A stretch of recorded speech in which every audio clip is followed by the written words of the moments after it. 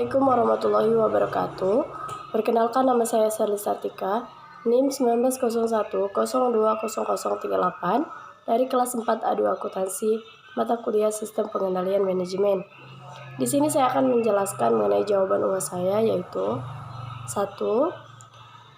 Suatu anggaran operasi memerlukan komitmen sumber daya untuk masa depan.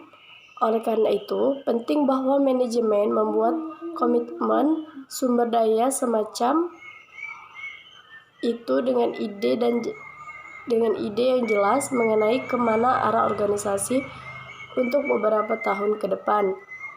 B. Perencanaan strategi formal adalah alat pendidikan dan pelatihan manajemen yang unggul dalam melengkapi para manajer dengan suatu pemikiran mengenai strategi dan mengimplementasikan. 3. Proses perencanaan strategis formal memaksa manajer untuk menyediakan waktu guna memikirkan masalah-masalah jangka panjang yang penting. D. Debat, diskusi, dan negosiasi yang terjadi selama proses perencanaan mengklarifikasi strategi korporat, menyejajarkan manajer dengan strategi semacam itu, dan mengungkapkan implikasi dari strategi korporat bagi manajer individual. 1. Korelasi yang buruk antara ukuran non-keuangan dengan hasilnya. Tidak ada jaminan bahwa profitabilitas masa depan akan mengikuti pencapaian target di bidang non-keuangan manapun. 2. Terpaku pada hasil keuangan. Program intensif yang dirancang buruk menciptakan tekanan tambahan. Manajer senior seringkali diberikan kompensasi berdasarkan kinerja keuangan. 3. Ukuran-ukuran tidak dipengaruhi. Banyak perusahaan tidak memiliki mekanisme formal untuk memperbarui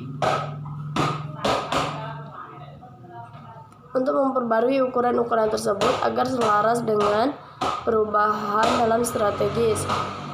4. Terlalu banyak pengukuran. Jika ada terlalu banyak ukuran, maka manajer beresiko kehilangan fokus karena mencoba untuk melakukan banyak hal pada waktu yang sama.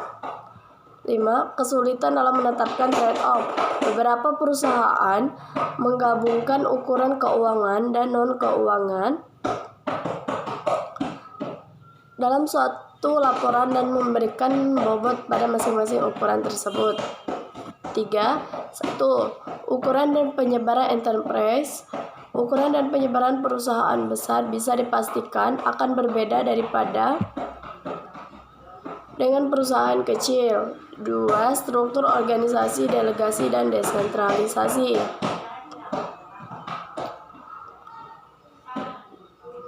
Pada setiap perusahaan. 3. Sifat dan pembagian operasi. Sifat dan pembagian operasi merek harus berpengaruh terhadap sistem pengendalian manajemen. 4. Jenis pusat tanggung jawab. Sistem kontrol yang tidak sama dibutuhkan untuk berbagai pusat tanggung jawab atau subsistem dalam suatu organisasi. 5. Orang dan persepsi mereka. Persepsi orang pada organisasi mengenal dampak yang muncul dari sistem kontrol kerja di hidup mereka, kepuasan kerja, keamanan kerja, promosi, dan kesejahteraan umum bisa berbeda di semua organisasi. 4. Bagian lingkup skop menyebutkan spesifikasi setiap paket pekerjaan dan nama dari orang atau unit organisasi yang bertanggung jawab. 2. Bagian jadwal menyatakan estimasi waktu yang diperlukan untuk menyelesaikan setiap paket pekerjaan dan hubungan antara paket pekerjaan, yaitu paket pekerjaan yang mana yang harus diselesaikan sebelum paket pekerjaan yang lain dimulai. 3. Biaya kos yang dinyatakan di dalam anggaran proyek biasanya disebut anggaran pengendalian. 5. Desentralisasi adalah penyerahan kekuasaan pemerintahan oleh pemerintah pusat kepada daerah otonom berdasarkan otonomi dalam keorganisasian yang secara sederhana didefinisikan sebagai penyerahan kewenangan dalam kaitannya dengan sistem pemerintahan di Indonesia. Itulah jawaban dari saya. Apabila ada kesalahan saya mohon maaf, pada Allah saya mohon ampun. Wabillahi taufiq wal hidayah. Wassalamualaikum warahmatullahi wabarakatuh.